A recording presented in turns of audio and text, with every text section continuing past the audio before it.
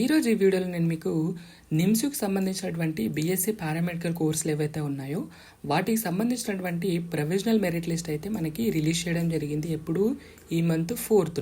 So next process చాలా ఉంటుంది. కొంతమంది స్టూడెంట్స్ అయితే నా నేమ్ ఇందులో ఉంది కాబట్టి నాకు సీట్ కన్ఫర్మ్ అయినట్టే అని చాలామంది స్టూడెంట్స్ అయితే అనుకుంటున్నారు. అలా ఏం కాదు, ఇంకా చాలా ప్రాసెస్ ఉంది. అండ్ ఇంకొంతమంది అయితే నా ర్యాంక్ ఇంత ఉంది, నాకు సీట్ వచ్చినట్టేనా, సో నా కేటగిరీ ఇది, సో నా నేమ్ ఫైనల్ మెరిట్ లిస్ట్లో వస్తుందా, అదేవిధంగా కౌన్సిలింగ్కి నేను వెళ్తానని చాలా కమెంట్స్ అయితే రావడం జరిగింది నాకు. సో వాటన్నిటిని గురించి ఈరోజు ఈ వీడియోలో క్లారిఫై చేయడానికి ట్రై చేస్తాను. సో దయచేసి వీడియోని ఎండ్ వరకు అయితే చూడండి. సో మీకు కూడా ఒక ఐడియా వస్తుంది అసలు ఏ విధంగా ఈ యొక్క కౌన్సిలింగ్ ప్రాసెస్ చేస్తారనే విషయాలన్నిటిని గురించి మీకు ఐడియా వస్తే కొంచెం బెటర్ అనమాట. సో ఆల్రెడీ అందరికీ తెలుసు మనకి ప్రొవిజనల్ మెరిట్ లిస్ట్ అయితే రిలీజ్ చేశారు. సో నెక్స్ట్ ప్రాసెస్ ఏ విధంగా ఉంటుంది మనకి, తర్వాత ఫైనల్ మెరిట్ లిస్ట్ అనేది ఇస్తారు. ఎప్పుడు ఈ మంత్ 10th, అంటే ఇంకొక 2 daysలో మనకి బీఎస్సీ పారామెడికల్కి సంబంధించినటువంటి ఫైనల్ మెరిట్ లిస్ట్ అయితే రావడం జరుగుతుంది. సో అందులో ఉన్నటువంటి స్టూడెంట్స్ని మాత్రమే మెరిట్లో ఎవరైతే ఉన్నారో వాళ్ళని పికప్ చేసుకుని ఫస్ట్ ఫేజ్ కౌన్సిలింగ్ అయితే ఎలిజిబుల్ చేయడం జరుగుతుంది. ఆ డీటెయిల్స్ కూడా మనకు అదే రోజు పెట్టడం జరుగుతుంది, అసలు ఎవరు ఫస్ట్ ఫేజ్ కౌన్సిలింగ్కి సెలెక్ట్ అయ్యారు ఏంటి అని. అండ్ కౌన్సిలింగ్ కూడా ఫస్ట్ ఫేజ్కి సంబంధించి మనకి ఇదే మంత్ 19th మనకి ఫస్ట్ ఫేజ్ కౌన్సిలింగ్ అయితే చేయడం జరుగుతుంది. అండ్ ఇన్ కేస్ ఇందులో కనుక సీట్స్ మిగిలితే మనకి సెకండ్ ఫేజ్ కౌన్సిలింగ్ కూడా నిర్వహించే అవకాశం అయితే ఉంటుంది. సో ఈ వీడియోలో నేను మీకు అసలు ఈ యొక్క ఫస్ట్ ఫేజ్ కౌన్సిలింగ్ ఉంది కదా, సో దీంట్లో ఎంతమందిని తీసుకోవచ్చు, ఈ యొక్క ప్రొవిజనల్ మెరిట్ లిస్ట్ ఉంది కదా, సో దీన్ని బేస్ చేసుకుని నేను చెప్పడం జరిగింది. ఎందుకంటే లాస్ట్ ఇయర్ ఏదైతే ఉందో కట్ ఆఫ్, సో దాన్ని బేస్ చేసుకుని ఈ వీడియో అయితే చేయడం జరిగింది. సో అసలు ఈ యొక్క ప్రొవిజనల్ మెరిట్ లిస్ట్లో ఉన్నటువంటి స్టూడెంట్స్ని ఎంతమందిని ఫైనల్ మెరిట్ లిస్ట్కి తీయొచ్చు అండ్ ఫస్ట్ ఫేజ్ కౌన్సిలింగ్కి తీయొచ్చు అనే డీటెయిల్స్ అన్నీ ఇప్పుడు నేను మీకు చెప్తాను కేటగిరీ వైజ్గా. సో మోస్ట్లీ వచ్చేసి చాలామంది స్టూడెంట్కి అయితే డౌట్ ఉంది. సో వాళ్ళందరి వీడియో చూస్తే కొంచెం బెటర్, వాళ్ళకి కూడా తెలిసిపోతుంది. సో 1 నుంచి 300 ఉన్నటువంటి ర్యాంక్ స్టూడెంట్స్ ఎవరైతే ఉన్నారో ఏ కేటగిరీ, ఎస్సీ, బీసీబీ, బీసీసీ, అదేవిధంగా బీసీడీ అండ్ చివరిగా బీసీఈకి సంబంధించి, అంటే ఈ యొక్క కేటగిరీలో ఉన్నటువంటి స్టూడెంట్స్ ఎక్కడ 1 నుంచి 300 ఈ యొక్క ప్రొవిజనల్ మెరిట్ లిస్ట్ ఉంది కదా, 1 నుంచి 300 లోపు ఉన్నటువంటి స్టూడెంట్స్ అందరూ మీరు ఎక్స్పెక్ట్ చేయొచ్చు మీ యొక్క నేము ఫస్ట్ ఫేజ్ కౌన్సిలింగ్లో ఉండబోతుంది. సో ఈ యొక్క కేటగిరీలు అందరూ అనమాట, అంటే ఎస్సీ, బీసీబీ, బీసీసీ, బీసీడీ, బీసీఈకి సంబంధించినటువంటి స్టూడెంట్స్ ఎవరైతే ఉన్నారో 1 నుంచి 300 ర్యాంక్ లోపు ఉంటే కనుక మీరు ఎక్స్పెక్ట్ చేయొచ్చు మీరు ఫస్ట్ ఫేజ్ కౌన్సిలింగ్ అయితే మీరు వెళ్ళే అవకాశం అయితే ఉంటుంది. సో ఇదనమాట. సో ఇప్పుడు మనం అసలు కేటగిరీ వైజ్గా చూద్దాం, అసలు ఎన్ని సీట్స్ ఉన్నాయి, ఎంతమంది వెళ్ళొచ్చు అనే విషయాలన్నిటి గురించి చూద్దాం. సో ఫస్ట్ వచ్చేసి ఎస్సీ కేటగిరీకి సంబంధించి చూస్తే సో 15% రిజర్వేషన్ అయితే ఉంటుంది మనకి. సో 15 సీట్స్ అయితే ఎస్సీ స్టూడెంట్కి ఇవ్వడం జరుగుతుంది. సో చాలామందికి డౌట్ ఉండొచ్చు అసలు ఈ యొక్క సీట్స్ ఆల్రెడీ మనకి పారామెడికల్ కోర్సు 11 ఉన్నాయి కదా, అంటే ఈ 11 పైన ఇస్తారా 15% రిజర్వేషన్, లేదంటే కోర్స్ వైజ్గా అంటున్నారు. సో మోస్ట్లీ మనకి ఈ యొక్క 100 సీట్స్ ఏవైతే ఉన్నాయో సో వీటిపైన మనకి రిజర్వేషన్ ఇచ్చే అవకాశం అయితే ఉంటుంది. సో ఇదైతే మనకి కౌన్సిలింగ్ వెళ్తేనే మనకి తెలియడం జరుగుతుంది సో ఏ విధంగా ఇస్తున్నారు ఏంటని. సో ఎస్సీకి 15% అంటే మనకి 15 సీట్స్ అయితే రావడం జరుగుతుంది. సో మోస్ట్లీ నేను అనుకుంటుంది ఏంటంటే ఈ యొక్క 1:4 పిలిస్తే కనుక 60 మెంబర్స్ అవుతారు. సో మోస్ట్లీ మనకి 1 నుంచి 300 అనుకున్నాం కదా, అందులో మనకి ఎస్సీ స్టూడెంట్స్ సంబంధించి 56 మెంబర్స్ అయితే ఉండడం జరిగింది. +4 యాడ్ చేసుకున్న 60 మెంబర్స్ అయితే అవుతారు. అంటే సో గుర్తుపెట్టుకుంటే ఇంతకుముందు చెప్పాను కదా, 1 నుంచి ఈ కేటగిరీ 1 నుంచి 300 ఉంటే మీరు ఎక్స్పెక్ట్ చేయొచ్చు. సో 1 నుంచి 300 ఎస్సీ స్టూడెంట్స్ అయితే మనకి 56 మెంబర్స్ అయితే ఉన్నారు. సో 1:4 పిలవచ్చు మోస్ట్లీ, అంటే ఒక్క సీట్కి 4 స్టూడెంట్ని కౌన్సిలింగ్ అయితే పిలిచే అవకాశం అయితే ఉంటుంది. సో ఇది పెరగవచ్చు, 1:5 పిలవచ్చు, 1:3 పిలవచ్చు, అది యూనివర్సిటీ వాళ్ళ ఇష్టం. సో ఈ విధంగా సో 56 మెంబర్స్ అయితే మీరు ఫస్ట్ ఫేజ్ కౌన్సిలింగ్ అయితే వెళ్ళే అవకాశం అయితే ఉంటుంది.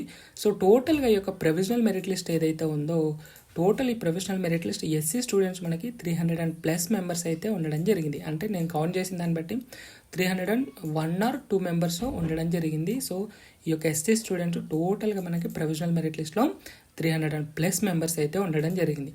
బట్ ఫస్ట్ ఫేజ్ కౌన్సిలింగ్ మాత్రం 50-60 మెంబర్స్ అయితే వెళ్ళొచ్చు. సో నెక్స్ట్ కేటగిరీ చూస్తే బీసీబీ అనమాట. సో బీసీబీకి సంబంధించి చూస్తే 10% రిజర్వేషన్ ఇచ్చారు, అంటే 10 సీట్స్ అనేవి రావడం జరుగుతుంది. సో ఈ 1 నుంచి 300 లోపు బీసీబీకి సంబంధించి స్టూడెంట్ 76 మెంబర్స్ అయితే ఉండడం జరిగింది. సో మోస్ట్లీ 1:4 పిలిస్తే కనుక 40 మెంబర్స్ అయితే కౌన్సిలింగ్కి వెళ్ళొచ్చు, లేదు 1:5 పిలిస్తే 50 మెంబర్స్ అయితే ఫస్ట్ ఫేజ్ కౌన్సిలింగ్లో వాళ్ళ యొక్క నేమ్ అయితే రావడం జరుగుతుంది. సో టోటల్గా బీసీబీకి సంబంధించి ఈ యొక్క ప్రొవిజనల్ మెరిట్ లిస్ట్లో 194 మెంబర్స్ అయితే ఉండడం జరిగింది. సో గుర్తుపెట్టుకోండి, ఈ యొక్క ప్రొవిజనల్ మెరిట్ లిస్ట్ ఏదైతే ఉందో దాదాపు 1169 ఉంది కదా. సో మోస్ట్లీ 1169 మెంబర్స్ ఖచ్చితంగా ఫైనల్ మెరిట్ లిస్ట్లోకి రావడం జరుగుతుంది. సో ఎవరు కంగారు పడాల్సినటువంటి అవసరం అయితే లేదు.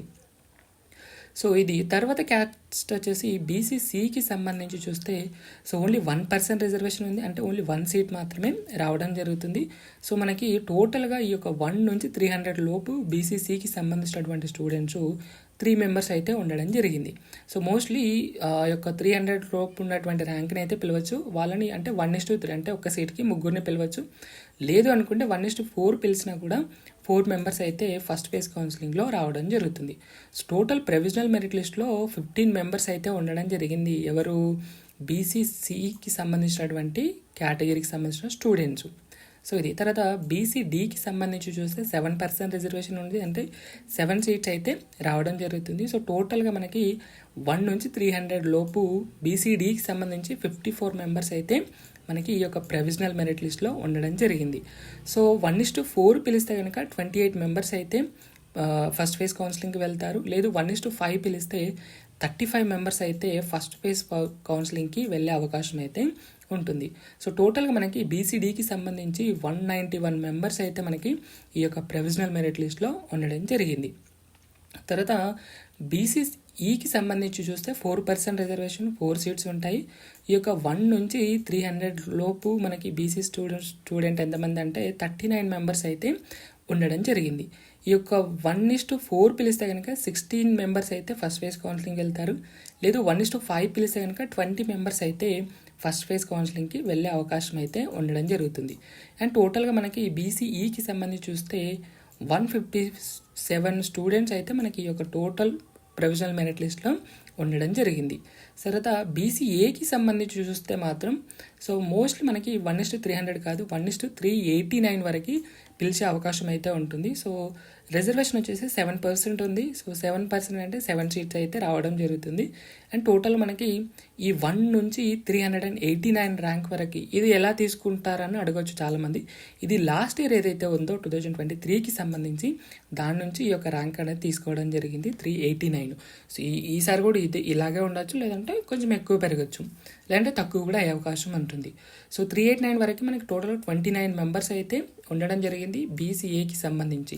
సో టోటల్గా 1:4 పిలిస్తే మనకి 28 మెంబర్స్ అయితే ఫస్ట్ ఫేజ్ కౌన్సిలింగ్కి వెళ్తారు, లేదు 1:5 పిలిస్తే కనుక 35 మెంబర్స్ అయితే ఈ యొక్క ఫస్ట్ ఫేజ్ కౌన్సిలింగ్ అయితే వెళ్ళే అవకాశం అయితే ఉంటుంది. టోటల్గా మనకి ఈ యొక్క బీసీఏకి సంబంధించి చూస్తే 77 మెంబర్స్ అయితే మనకి ఈ యొక్క ప్రొవిజనల్ మెరిట్ లిస్ట్లో ఉండడం జరిగింది.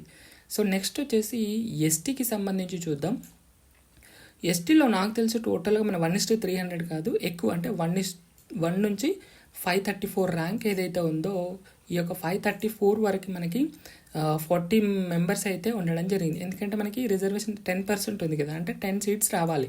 సో 10 సీట్స్ రావాలంటే మోస్ట్లీ 1:4 పిలవాల్సి ఉంటుంది. సో 1:4 అంటే 40 మెంబర్ కావాలి, అంటే 534 ర్యాంక్ వరకు 40 మెంబర్స్ అయితే అవ్వడం జరిగింది. సో అందువల్లనే ఈ యొక్క 534 ర్యాంక్ ఉన్నటువంటి ఎస్టీ స్టూడెంట్స్ అందరూ మీరు ఎక్స్పెక్ట్ చేయొచ్చు మీరు ఫస్ట్ ఫేజ్ కౌన్సిలింగ్ అయితే వెళ్ళే అవకాశం అయితే ఉంది. సో 1:4 పిలిస్తే 40 మెంబర్స్, 1:5 పిలిస్తే 50 మెంబర్స్ అయితే కౌన్సిలింగ్కి వెళ్ళే అవకాశం ఉంది. సో టోటల్గా మనకి ఈ యొక్క ప్రొవిజనల్ మెరిట్ లిస్ట్లో 123+ మెంబర్ స్టూడెంట్స్ అయితే మనకి ఈ యొక్క ఎస్టీ స్టూడెంట్ ఉండడం జరిగింది.